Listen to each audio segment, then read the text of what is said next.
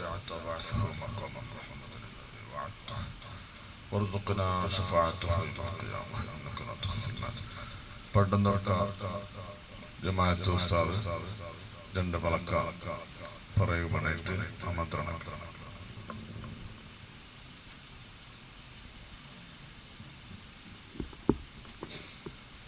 അസ്സലാമു അലൈക്കും വറഹ്മത്തുള്ളാഹി വബറകാതുഹു.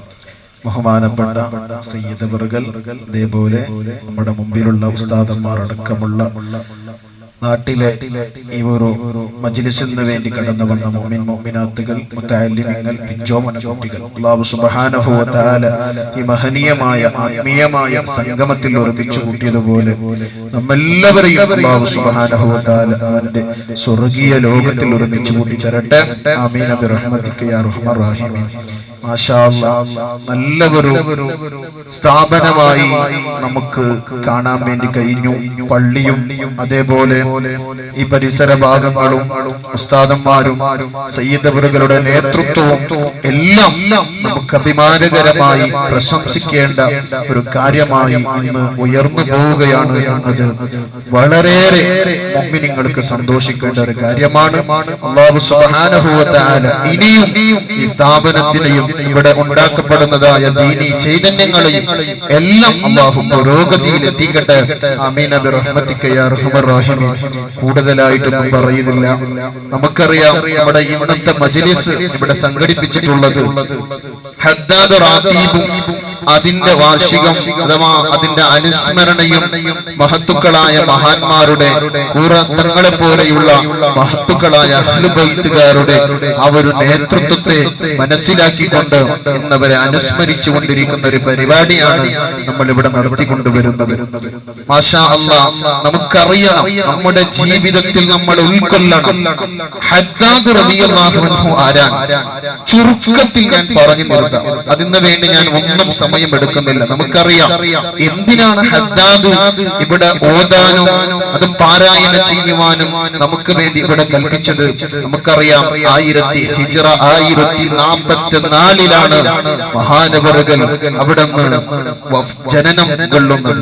ഹദ്ദാദ് റളിയല്ലാഹു അൻഹു ഹിജ്റ 1132 അവിടെ വഫാത്താകുന്നത്. മഹാനായ ഹദ്ദാദ് റളിയല്ലാഹു അൻഹു ചരിത്രത്തിൽ കാണാം. എങ്ങനെയാണ് ഹദ്ദാദിന്റെ തുടക്കം ഉണ്ടായത്? 1071 ഷിയാ വിഭാഗക്കാരായ സൈദിയ ആ ഒരു സംഘം അവിടുന്ന് ഹളർമൗത്തിൽ വന്നിട്ട് അവരുടെ ആശയ പ്രബോധനം ചെയ്യാൻ വേണ്ടി അവിടുന്ന് കടന്നു വരികയാണ്. ആ സമയത്തിൽ മഹത്തുക്കളായ പണ്ഡിതന്മാർ അവിടുന്ന് ഹദ്ദാദ് റളിയല്ലാഹു അൻഹുവിനോട് വന്ന് പറയുന്നത്, ഷിയാ വിഭാഗക്കാർ ഇവിടെ ആശയ കുഴപ്പങ്ങൾ ഉണ്ടാക്കാൻ വേണ്ടിയിട്ട് അവർ കടന്നു വരുന്നുണ്ട്. ജനങ്ങളുടെ അഖീദയിൽ അവർ തെറ്റിദ്ധരിപ്പിക്കുവാനും കുഴപ്പത്തിലുണ്ടാക്കാൻ വേണ്ടിയിട്ട് അവർ ശ്രമിച്ചുകൊണ്ടിരിക്കുകയാണ്. എന്തെങ്കിലും ഖുർആനിന്റെ ആയത്തുകളോ ദിക്റുകളോ നിങ്ങൾ പറഞ്ഞിട്ട് ഈ ഉമ്മത്തിന്റെ ആത്മീയമായ വഴിയിലേക്ക് കൊണ്ടുവരണമെന്ന് മഹാനായ ഹദ്ദാദ് റളിയല്ലാഹു അൻഹുവിനോട് പറയുമ്പോഴാണ് അല്ലാഹുവിന്റെ റസൂൽ സ്വല്ലല്ലാഹു അലൈഹി വസല്ലം തങ്ങളെ പറഞ്ഞു പോയ ആ ഒരു പരിശുദ്ധമായ ഖുർആനിന്റെ ആയത്തുകളും ദിക്റുകളുമായിട്ട് അതിന്റെ ക്രോഡീകരണം നടത്തിയിട്ട് ഒരു സംഹാരമായി ഒരു കിതാബായി മഹാനവറുകൾ അവിടുന്ന് പറഞ്ഞു കൊടുക്കുകയാണ്. അത് അവിടുന്ന് ഓതാൻ വേണ്ടി തുടങ്ങിയത് ഹിജ്റ 1072 മുതലാണ്. അത് ഹദ്ദാദ് വ്യാപകമായി ഇന്ത്യയിലപ്പുറം ഓതാൻ വേണ്ടി തുടങ്ങിയതാണെങ്കിൽ എന്റെ ഉമ്മത്തിങ്ങൾ, എന്റെ മുഅ്മിനീങ്ങൾ മനസ്സിലാക്കണം, ഇന്ന് കേരളത്തിലും നമ്മുടെ കർണാടകത്തിലും മുക്കുമൂലയിലും ഒരു വിശ്വാസികളായ ആളുകൾ, മുഅ്മിനീങ്ങളായ ആളുകൾ ഹദ്ദാദ് പാരായണം നടത്തുകയാണെങ്കിൽ ഞാൻ എന്റെ വാക്കിനെ ചുരുക്കുകയാണ്. മഹാനവറുകൾ വലിയ കറാമത്തിന്റെ ഉടമയായിരുന്നു. ചെറുപ്പകാലം മുതൽ തന്നെ വലിയ കറാമത്തിന്റെ ഉടമയായിരുന്നു ഹദ്ദാദ് ഇമാം. അവിടുന്ന് കാണാം, കിതാബിൽ കാണാം, മഹാനവറുകൾക്ക് കുട്ടിക്കാലത്ത് 20 തവണ ചേല് കുത്തിയിട്ടുണ്ട്. ആ ചേല് കുത്തിയതിന്റെ ഭാഗത്ത് ഒരു പോലും അടയാളങ്ങൾ ഉണ്ടാവുമായിരുന്നില്ല. ചുവപ്പ് നിവർണമാകെ മാത്രമെന്നല്ലാതെ ഒരു നിലക്കും അതിൻ്റെതായ ആ ഒരു എത്തിയ സ്ഥലത്ത് ഇതിന്റെ അടയാളം കാണുമായിരുന്നില്ല എന്ന് ചരിത്രത്തിൽ കാണാം. ഞാൻ നീട്ടിക്കൊണ്ടുപോകുന്നില്ല. മഹാനവറുകൾ ആദ്യമായി പഠനം നടത്തിയത് കർമ്മശാസ്ത്ര ഗ്രന്ഥമാണ്, ഫിഖഹിന്റെ ഗ്രന്ഥമാണ്. ആദ്യമായി അവിടുന്ന് മഹാനവറുകൾ അധ്യാപനം നടത്തിയത്.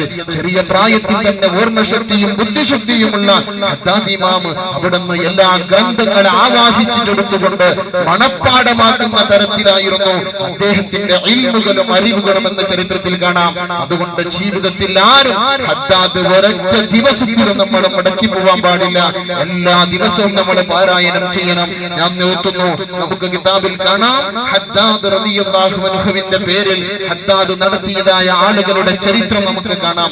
എങ്ങനെയാണ് മഹത്തുക്കളായ സജ്ജാദ് റളിയല്ലാഹു അൻഹു എന്ന് പറയുന്ന വലിയ ഒരു മഹാന്റെ കഥ, ഒരു ചരിത്രം നമുക്ക് കിതാബിൽ കാണാൻ വേണ്ടി സാധിക്കും.